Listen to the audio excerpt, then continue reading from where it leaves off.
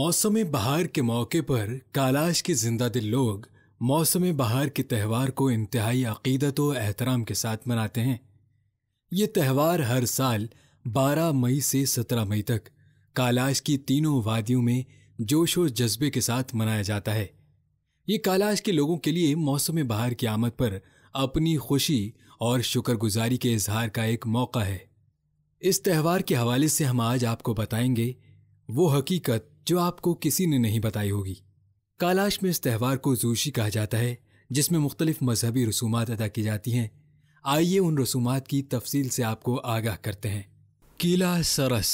ज़ूशी त्यौहार का आगाज़ किला सरस रस्म की अदायगी से होता है। ये रस्म मार्च और अप्रैल के पहले और आखिरी हफ्ते में मनाई जाती है। इस रस्म को किला सरस कहा जाता है, जो कि खेतों की बवाई से पहले अदा की जाती है। ये रस्म कैलाश के लोगों के लिए ज़रई मौसम के आगाज़ की निशानदही करती है। ज़ूशी त्यौहार की ये पहली रस्म कैलाश के कैलेंडर के मुताबिक हर साल की पहले महीने की 14 तारीख को मनाई जाती है। इस रस्म का एक मुनफरिद पहलू ये है कि इस दिन की मुनासिबत से हर घर में ताज़ा सब्जी की खुराक तैयार की जाती है। किला सरस की रस्म कैलाश के लोगों के लिए अहमियत की हामिल है। ये एक ऐसी रस्म है जो ज़री मौसम की आमद और कैलाश कैलेंडर के आगाज़ की अलामत है। 1 मई को जब मजहबी पेशवा बाकायदा रस्म के आगाज़ का ऐलान करते हैं तो चरवाहे मवेशी खानों में दूध ज़ख़ीरा करना शुरू कर देते हैं। वो लोग जिनके मवेशी ज़्यादा होते हैं और दूध की मिक़दार ज़्यादा होती है, वो कुछ दिन बाद ज़ख़ीरा करना शुरू करते हैं, जबकि छोटे रेवड़ वाले पहले दिन से 10वें दिन तक ज़ख़ीरा करना शुरू कर देते हैं। कैलाश के रूहानी पेशवा दिहार ने दूध ज़ख़ीरा करने के हवाले से ज़ूशी त्यौहार के दौरान चित्राल के मकाम पर लोगों को नीम बेहोशी की हालत में बात करते हुए हिदायत की कि ज़ूशी त्यौहार से 10 दिन पहले दूध ज़ख़ीरा कर लें और छिरिक पीपी के मौके पर अपनी शादीशुदा बहनों और बेटियों में तकसीम करें, क्योंकि इस पर उनका खुसूसी हक है। और साथ ही उन लोगों में भी ये दूध तकसीम करने की हिदायत की जिनके पास माल मवेशी नहीं। इससे दूध तकसीम करने वाले की जानो माल में बरकत होती है। कलाशा मजहब के मानने वाले आज भी इस फरमान पर अमल पैरा हैं। यूं 10 दिन गुजर जाने के बाद औरतें और बच्चे साल के इस वक्त खिलने वाले बीशा, पीले फूल और अखरोट के पत्ते जमा करने के लिए चिरागाहों में जाते हैं। इन फूलों और पत्तों से तमाम घरों, मवेशी खानों और मजहबी मकामात के दरवाज़ों और दीवारों को सजाया जाता है। उर्दू ज़बान में इस दिन को दूध पीने का दिन के नाम से याद किया जाता है। इस दिन ख़वातीन खुसूसी लोकगीत गाते हुए मवेशी खानों में जाती हैं और दूध इकट्ठा करती हैं। छातक ज़ूशी। ज़ूशी के दौरान तमाम गाँव में खुशियाँ मनाई जाती हैं। ज़ूशी त्यौहार के पहले दिन को छातक ज़ूशी कहा जाता है, जिसका मतलब छोटा त्यौहार है। इस दिन गांव के तमाम लोग घरों से निकलकर ढोल की थाप पर रक्स करते हैं। हर गांव में गुलपारी की रस्म अदा की जाती है। ये वो रस्म है जिसमें बच्चों और माँ पर दूध छिड़का जाता है और लोगों में खुश्क मेवाजात तकसीम किया जाता है।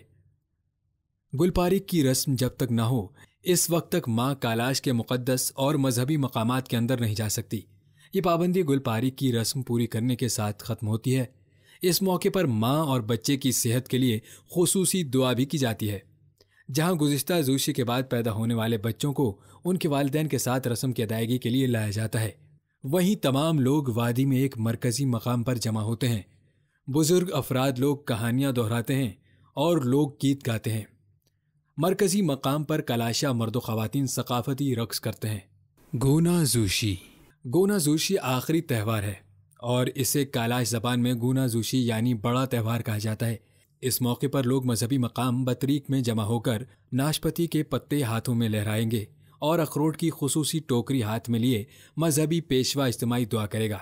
बाकी तमाम मजमा जवाब में हैश की आवाज़ बुलंद करेगा, जिसका मानी है आमीन। जबकि दूसरी जानिब बकरी का दूध लिए ढोल की थाप में दुआ के साथ गंदुम पर दूध छिड़कते हैं। इसका मकसद आने वाली फसलों पर डिजाओ यानी अल्लाह का खास करम हो। छातक ज़ूशी के त्यौहार के बाद इज्तिमाई रसूमात अदा की जाती हैं और इस तरह ये त्यौहार इख्तिताम पजीर होता है।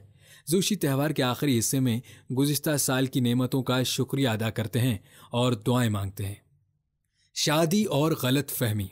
कैलाश में मनाए जाने वाले त्यौहारों के हवाले से गैर कैलाश अफराद में ख़ास तौर पर से शादी के बारे में चंद गलत फहमियाँ पाई जाती हैं। कैलाश लड़के और लड़कियां अपनी पसंद से जीवन साथी का इंतखाब करते हैं, जबकि कैलाश कम्युनिटी से बाहर उसे भागकर शादी करने का रंग दिया जाता है। कैलाश मजहब में पसंद से शादी करने को बड़ी अहमियत हासिल है।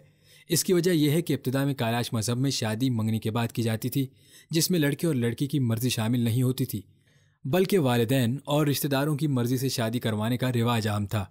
لیکن یہ رواج کامیاب نہ ہو سکا اور بے شمار گھریلو مسائل پیدا ہونے لگے۔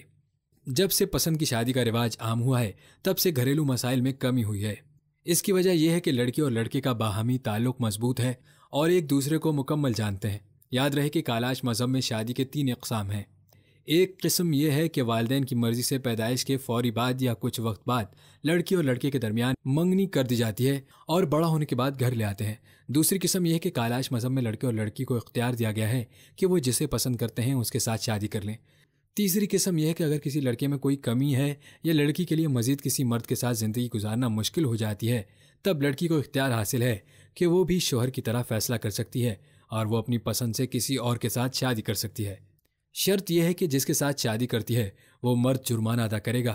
جب کوئی عورت اپنے شوہر سے علیحدگی اختیار کرتی ہے، تب اس کے موجودہ شوہر کو وہ چیزیں دگنی دینی پڑے گی جو سابقہ شوہر نے لڑکی کے والدین اور رشتہ داروں کو دیے تھے۔ اس بات سے اندازہ لگایا جا سکتا ہے کہ کالاشا معاشرے میں دوسری شادی کی کوئی رواج نہیں ہے۔ البتہ یہ گنجائش ہے کہ کسی محرومی کی وجہ سے دوسری شادی کی جا سکتی ہے۔ جب کسی کے ہاں بچے کی پیدائش نہیں ہوتی، تب کالاش لوگ دوسری شادی کرتے ہیں۔ جیسے ہی کوئی آدمی بیوی کو گھر لے کر آتا ہے، اس پر قربانی کرنا واجب ہے، جسے کالاش زبان میں شیشا ستونگاس کہتے ہیں۔ اس رسم میں شادی شدہ جوڑا شانہ بشانہ کھڑا ہوتا ہے اور ایک جانور کی قربانی دی جاتی ہے اور ان کی کامیاب ازدواجی زندگی کے لیے دعا کی جاتی ہے۔ یہ رسم یا تو مذہبی مقامات پر منائی جاتی ہے یا گھر میں جسٹک پر جانور کا خون جھڑکا جاتا ہے۔ جوڑے میں سے کوئی ایک شوہر یا بیوی اس قربانی کو گھر والوں کے ساتھ کھا سکتا ہے، مگر دونوں کو ایک ہی وقت میں اجازت نہیں ہے۔ یہ رسم اس وقت رائج ہوتی ہے جب کسی گھر میں لڑکی کو بطور بیوی لایا جاتا ہے۔ روایت کے مطابق اس رسم کے بغیر پیدا ہونے والے بچے کو ناجائز اولاد سمجھا جاتا ہے اور اس کے بغیر کوئی بھی شادی روایت کے مطابق شادی تصور نہیں کی جاتی۔